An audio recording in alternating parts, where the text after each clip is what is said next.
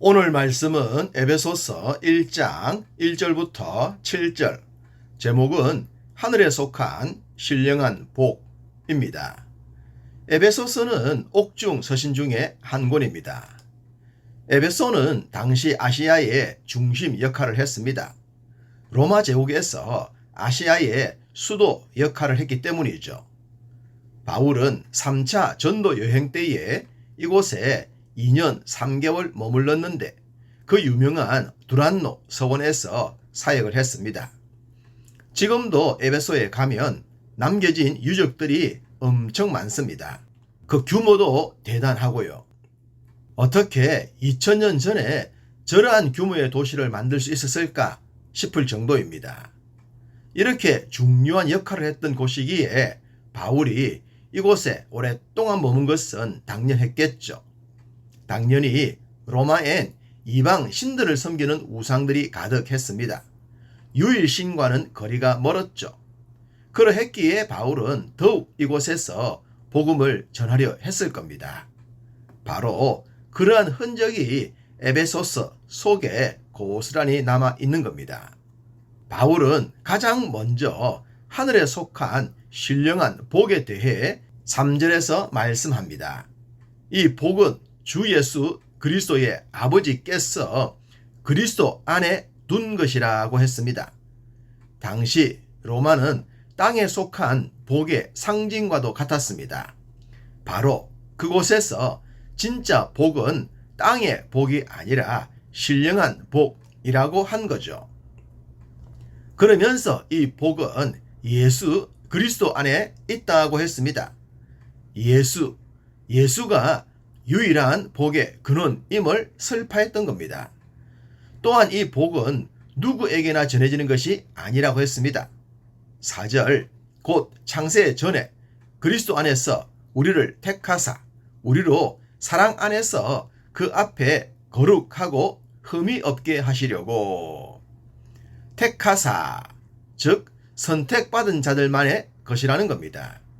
뿐만 아니라 그 선택이라는 것도 창세 전부터 창조주께서 계획하신 것이라고 했죠.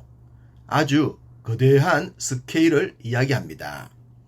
이 세상이 존재하기 전부터 나를 위한 계획이 있었다? 정말 놀라운 이야기이지 않겠습니까?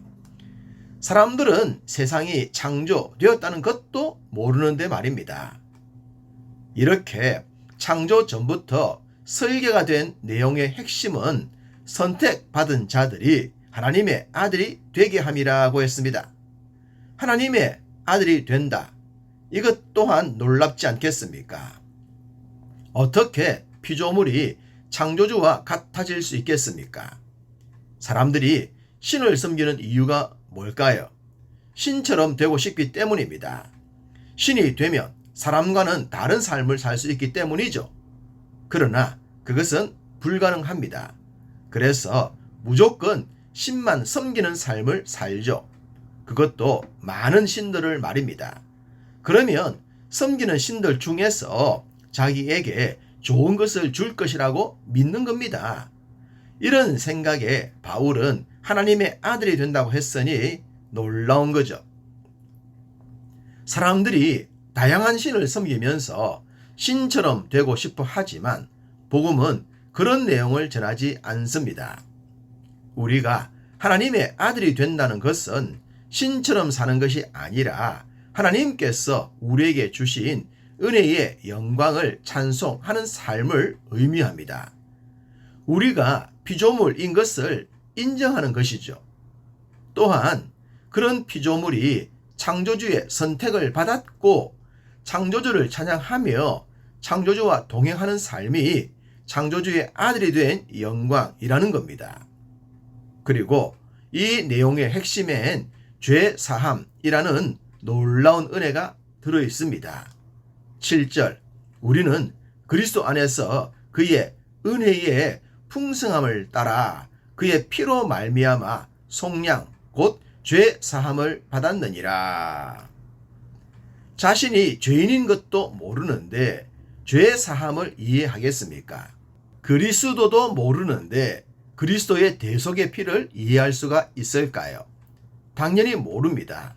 그렇기 때문에 많은 신들을 섬기는 막연함과 열심히 신을 섬기는 노력에 의지하는 것이죠. 이곳엔 은혜라는 개념이 없습니다.